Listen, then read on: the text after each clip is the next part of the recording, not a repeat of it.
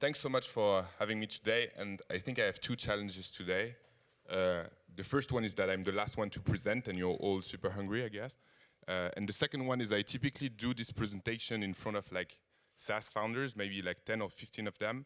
And the goal of this presentation is basically to help them build a KPI dashboard on which they can actually monitor their business. So what I want to do today is try to do that in 15 minutes and make sure that you're not too bored. So I'm probably going to speak very fast, but if you want to speak about some of the topics I'm going to mention today, just come speak to me at the end of the presentation. So just a really quick intro what we're going to speak about today. I'll give you a short intro about who I am and what we do at Point9, and then why we believe that monitoring is important. Then we'll speak about marketing, we'll speak about sales, we'll speak about customer success, and then I'll just introduce 3 key profitability ratios for seed stage SaaS companies. So the first one is like who I am and who we are. So we're this team of like down to earth people. We wear hoodies, but we're VCs. And what we do is we have one goal, which is investing in seed stage SaaS and marketplace businesses anywhere in the world. We've been around for about 10 years now. We've done about 80 deals in 20 different countries. We don't believe in geographic focus. We believe in like sector focus and stage focus. So we do seed stage SaaS and marketplaces deals, but we do deals anywhere in the world. We invest between 100K and 1.5 million, and we've raised 4 funds so far. The last one is a 75 million euro fund that we started investing 6 months ago now. Some of the companies in which we've invested at the seed stage, some of them you might know, Front, which is a French company, Zendesk, Algolia, Contentful, Codesk more recently, which is an AI company out of Paris, hiring and looking for great people if you want to join them, or Revolut, which was a wild bet, which seems to be fairly successful now. More than that, I think the mission of Point9 beyond being an investor is also to build a community of people, and in this case, a community of SaaS entrepreneurs. Because we believe that most of the time we don't have the answers to the operational challenges of like SaaS companies. We believe that we can still build ties between entrepreneurs that have scaled between 0 and 1 million in ARR, between 1 and 10 million in ARR, and between 10 and 100 million in ARR, like Zendesk, for example. So all the people you see here, except maybe from a few VCs, are actually SaaS entrepreneurs for lots of different geographies in San Francisco. The last thing we do and that we like is writing content, because we believe that we have a unique positioning in this market that helps us like building knowledge and also sharing them. So Christoph, who started Point9, has like lots of content on his blog, which is a bit old school, but still have like interesting content if you want to check it out. One of them is like this SaaS financial plan. The other thing that is done, and it's helpful for me to actually introduce it to you now, because during the presentation, I will not speak about ARPAs of like 10, 100, 1,000, 10,000, or 100,000, but I'll speak about animals. So we speak about elephants when the ARPA, meaning the average revenue that you get per year, is about 100,000. And we'll speak about mice for like when you get 10 euros per year per customers. And then we have this like taxonomy of animals, which I'll mention later on in the presentation. More than that, we all started writing content. So if you're looking for SaaS content, you can find it on Point9 Land. And this presentation, if you're hungry and you're already bored, you can actually find it already online in this Medium post. But yeah, let's get started. So what's a SaaS business? It's a very difficult business to build. You have lots of things to do. Building product, hiring people, hiring engineers. But it has one beauty, which is that it's a simple business to monitor, actually, because it's governed by very simple math and 2 metrics. One is the top of the funnel flow and a conversion rate. And if you understand that well, you actually understand the revenues of your company. Now, if we get one level deeper, and why is monitoring important? So if you go back to that same funnel, you have this top of the funnel flow and you have a conversion rate, and based on that you can understand the revenues. But you can also define like more precise metrics like leads, people that come visit your websites, marketing qualified leads, that are people that have shown interest for your product, sales qualified lead, the sales team is actually accepted this lead from your marketing and starts working on like converting them into customers, clients, people that start paying, and advocates that potentially pay more, which is why the pipe goes up after. And if you're wondering why there is a white space in the funnel now, it's because we converted the slide from Keynote to PowerPoint and it works so well. Now, interestingly enough, if you actually understand not only the conversion rate throughout the whole funnel, but between leads and MQLs, between MQLs and SQLs, between SQLs and clients, you can actually monitor the performance of your organization. So if you understand well this conversion rate from leads to MQL, you know whether or not your marketing team is performing. and you can actually like just better manage your company. So let's speak about marketing. So the idea is to focus on like each of the different steps in this funnel and try to just define constructs to help you monitor it. So it's going to be fairly easy to start. So what do you need to monitor when you have a SaaS business? The traffic on your website. And what matters is to understand it on a monthly basis and to understand how it grows. And then if you get one level deeper, what matters is actually understanding the difference between organic traffic and paid traffic. So each time we look at a SaaS business, we look at that. One of the reasons is that the organic traffic actually represents the power of your brand and the power of your SEO, while the paid traffic is actually something that you need to pay for and which is not necessarily scalable unless you raise a lot of money. And so we tend to favor, so we look for businesses that have obviously growing traffic, but also where organic is actually the largest part of it. The second thing is if you get one level deeper, like how many of these visitors become, let's say, MQL. So if you have a self-service model, this means how many users do you get? And then, or if you don't have a self-service model, how many of them actually request a demo? And then if you get one level deeper, how many of these new users, if you have a self-service model, become customers? And if you don't have a self-service model, how many of them actually can you send to your sales team so that they can start on like trying to convert them into customers? And what matters at the end of the day is not the big orange bars that you see here. What matters is the bottom of the funnel. So what we always say to founders is like focus on the bottom of the funnel and focus on like trying to get as many customers or SQLs. And it's okay not to have so much traffic, at least at the seed stage. Now, I want to give you a few benchmarks. So if you are fly, mouse, or rabbit hunters, I hope you didn't forget yet what that means. Roughly, it means like having ACVs below 10K. We believe that like at the seed stage, at least most signups need to come from organic, non-paid sources, that there's a consistent growth of signups, that the conversion rate from visitors to sign up is between 3 and 5%, and that conversion rate from free trials to paid customers is like between 5 and 10%. If you are a deer or a elephant hunter, we believe that a good indication of product market fit, at least at the seed stage, is that the company gets an increasing amount of high quality inbound leads, and that also you're able to generate leads through outbound, meaning you don't rely only on your friends. One big caveat here is that the benchmarks that I gave you just before is really for like some of the best performing SaaS companies. So if you're not there yet, it's okay. And there are many ways you can actually improve them. And also sometimes one of these conversion rate is lower and the other one is higher so that you can actually compensate.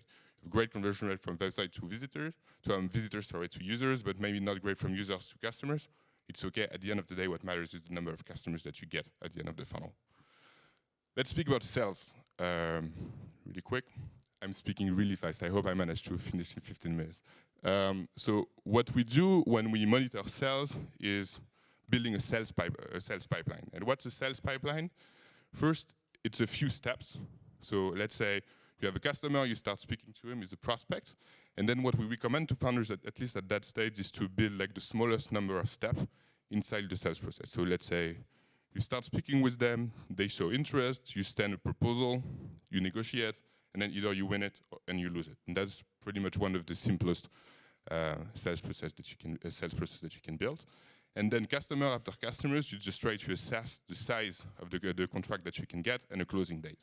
And based on that, you can actually build what you see here, which is a sales pipeline with some amounts at the different steps of the pipeline. And if you want to get a little bit fancier, you try to monitor the velocity in the pipeline, meaning how fast do customers move from one step to another inside the pipeline. So this is what you see with the green, the gray, and the pink colors here. Some benchmarks on that. We believe that like about a fourth or a third of the people that enter the sales pipeline should be converted as customers. It's a pretty good benchmark. And that the sales cycle should be about 30 days for Rabbit, meaning ACVs below 1K. So 2 to 3 months for deer hunters, meaning ACVs below 10K, and 6 to 12 months for elephant hunters. And if you start hunting whales, meaning like ACVs above 1 million, then you can actually afford to have 24 or 36 month sales cycles. And then if you just do a very simple math again, like if you want to, let's say, close $1 million in ARR, it means that you probably need to get between 3 and 4x that size inside the sales pipeline when you start. The great thing here is that once you've built that for marketing and sales, you can actually forecast two things. How much leads do you need to get inside your pipeline? And how many salespeople do you need? So let's do a very simple example. This is one funnel. So let's say you have a conversion rate from leads to MQL of 10%, from MQL to SQL of 20%, and from SQL to 1 of 20%, and you have a revenue target of 1 million in ARR at the end of the year, and an average contract value of 10K. It means that you need to get 25,000 leads. So you can go back to your marketing team and say, your target for the year is 25,000 leads. Now, if you think about sales, notwithstanding like the quota achievement that you're going to get per salespeople, and assuming that you have a sales quota per sales of 50K, it also means that if you want to get to 1 million in ARR, you need to reach you need to hire at least 5 people. So when you start the year and when you go see your VC at the first board and you have this revenue target, just do this simple math, and I think they'll understand. Let's speak about customer success. So before, we spoke a lot about revenues, about leads, but there's actually one thing which is different, which we call the North Star, which is a concept which was introduced by a VC at Kleiner called Mahmoud Hamid. And the idea of the North Star is that if you focus only on revenues, maybe you're missing a lot of things. And when you start a company, most of the time, you dream about a specific usage that your users will do. So if we take the example of Typeform, for example, I think the founders of Typeform had this vision that like successful users would at least create and send one Typeform per month. And based on that, they define their North Star metrics. And this is what they proxied as like actually deriving value from using the product. If you think about Facebook or Slack, their North Star metrics is the number of daily active users divided by the number of monthly active users, meaning how many of the people that use Facebook every month actually open it every day. And the weird or scary thing is that it's 55%, meaning in this room, at least half of you or half of us actually open Facebook every day. Good news is that it was in 2012, so maybe these numbers decreased a little bit since then. And if you think about Slack, the numbers is more or less similar. The exception is that at Christmas, nobody works, even the US guys. So this amount drops to 40%. The second number, which is important, which is used more and more by SaaS companies, is the Net Promoter Score, which is a concept introduced by Bain Capital, I think about 10 to 20 years ago. The idea is to send a survey to each of your users and ask them how likely are they to recommend your product on a scale from 1 to 10. And if they vote 9 or 10, you call them promoters. If you call them from like 1 to 6, you call them detractors. And the difference between the two is your NPS, so in this case, 29. And then quick benchmarks on that for fly, mouse, or rabbit hunters, meaning the product is more or less of a prosumer product, then you need to get to an NPS of 25 to 30 to show good indication of good product market fit. For deer or elephant hunters, like an NPS of 10 to 20 is good. And the last thing is churn. I'll speak today only about customer churn. How many accounts per year do you actually lose? And some good benchmark here is if you sell SMB, like it's okay to lose about 50% of your customer base per year. Mid-market between 10 and 20%, and enterprise between 6 and 10%. So now that we have this whole funnel, let's try to find some easy profitability ratios. The first one is the cost of a customer acquisition. If you understand that, you can more or less monitor everything. So let's do a quick example. So let's assume you have a sales process of 2 months, and N is the current month. Then the cost of acquisition is the marketing expenses 2 months ago. Then the sales expenses of 1 month before and this month. And then you divide it by the number of customers. And then your cost of acquisition is here. So if you just look at this like simple Excel, to calculate to compute the cost of acquisition in March, you take the marketing cost in January, you divide the cost in February, the sales cost in February and March, you divide it by the number of customers, and you get your cost of acquisition. It can be much more complex than that, but let's say this example is simple. So now it's interesting because it's actually exactly what you were referring to in the last panel, actually. So once you know your cost of acquisition, what you need to think about as a SaaS company is like how much money can I get for each of my customer. And if maximum you can get $1,000 per year, probably makes sense not to send your salespeople on the field because there are very little ways you're actually going to make your sales profitable. So let's say, depending on your cost of acquisition, then you can actually think about whether or not your sales model will be profitable. If you have low ACVs, you need more or less to have a self-service model. If you have ACVs about, let's say 1K to 10K, you can have a transactional model, meaning you get demo requests on the website and you sell remotely. And if you have like ACVs above, you can afford to have an enterprise kind of sales model where you send salespeople on site. And what you want to avoid is ending in what we call the SaaS graveyard of having a low price but a high CAC. The second construct I want to speak about is the payback ratio. So how long does it take for you to actually recover your sales and marketing cost? And the way you construct that is you just divide the cost of acquisition by the average revenue per account minus your cost, meaning your margin. And based on that, you know how long does it take for you to recover the money that you spent on user acquisition. Important is to include in the margin like all the costs that you have, meaning hosting, support as well, and account management. A good benchmark for that, it depends a lot on like the average revenue that you get per user, but roughly having a payback of less than 12 months is good for like ACVs of let's say 10K. And the smaller your ACVs and the higher the churn, the lower needs to be the payback. Important to understand here is that the lower your payback is, the less you need to come see us VCs, because we can basically recycle the money that you spent on user acquisition faster. And the last thing, which is like what any SaaS investor dreams about, but that nobody has at the seed stage, and probably not even at the Series A actually, is the CAC over LTV ratio. The reason why at the seed or the Series A stage you actually never get it is that you just don't know what your churn is, because it evolves so much on a monthly basis that the LTV sometimes is infinite, sometimes is close to zero, but at least I'll mention it here. And the idea is how much money will you get over the whole lifetime of the life cycle of a customer, and you divide this amount, the cost of acquisition, by the LTV, and then you get this ratio. And a good benchmark that I guess everybody knows here is that your LTV over CAC needs to be above 3. So let's conclude. Great thing with SaaS is that almost anything can be monitored, so it's a little bit of a numbers game, like sales.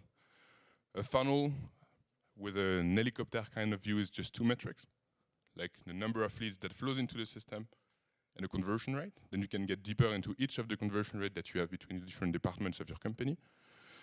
Then you have different focuses for different stages. So at the beginning, when you just start having your first customers, try to assess the CAC and try to see whether or not it makes sense to think that your sales are going to be profitable. Then start thinking about your payback ratio.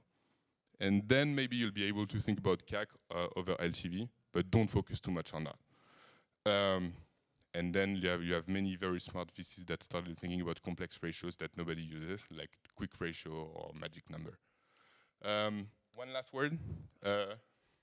You don't need to be 100% clear on like all these metrics. Our job actually is to help you define the right ones. And so if you want to speak about that, just come to me and I'm happy to speak. That's my job. Thanks so much.